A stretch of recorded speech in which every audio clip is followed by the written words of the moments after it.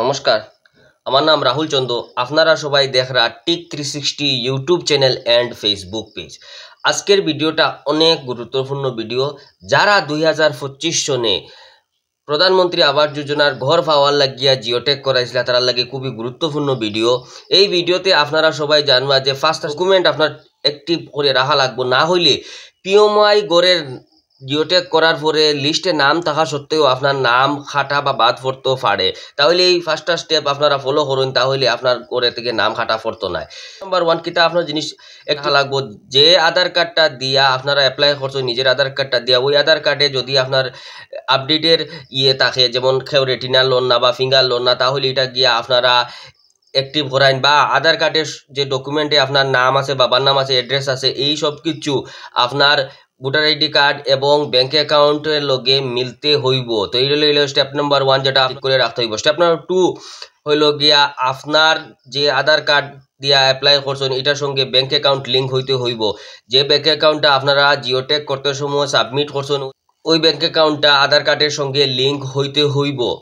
Step number 3, আপনারা Geotech করতে সময় যে জব কার্ড নাম্বারটা সাবমিট করছিলাম বা জব কার্ডের নাম্বারটা আপনারা দিয়েছেন, জব কার্ডটা দিয়েছেন, ওই জব কার্ডটা আধার কার্ড এবং ব্যাঙ্ক অ্যাকাউন্টের সঙ্গে লিঙ্ক হইতে হইব, মানে জব কার্ডটা অ্যাক্টিভ থাকতে হইব। স্টেপ নাম্বার 4 হইল গিয়া আপনার নামে রেশন কার্ড থাকতে হইব এবং ওই রেশন কার্ডটা আধার কার্ডের সঙ্গে লিঙ্ক হইতে হইব। যদি এটা লিঙ্ক থাকে না তাহলে গিয়ে এটা গিয়া আপনারা লিঙ্ক করা। 5 এর লাস্ট যেটা স্টেপ হইল গিয়ে এটা আপনার যে হোল্ডিং আছে ভোটার লিস্টে, এই হোল্ডিংয়ে যদি এক হোল্ডিংয়ে দুইজনে গড় অ্যাপ্লাই করিয়া তখন আপনার ভাই বা বাবা বা অন্য কেউ তখন তাহলেও আপনার গড় হাঁটা দিতে খুব লক্ষ্য করবো। আমি জিনিসটা কিতা কই আর আপনার রেটে, যদি এক হোল্ডিংয়ে দুইজনে অ্যাপ্লাই করেন তাহলে গড়টা কাটা দিব, কারণ এক হোল্ডিংয়ে দুই গড় কোনোদিনও আয় না। আপনারা বুঝুন, যদি আপনারা এরকম থাকে আপনারা সেপারেট হয়ে গেছেন গিয়া কিন্তু এক হোল্ডিং একটা রয়েছে, তাহলে 2026 নির্বাচনের আগে ভোটার লিস্ট সেপারেট বা আলাদা করার প্রক্রিয়া শুরু হয়ে যাব কয়দিন পরে।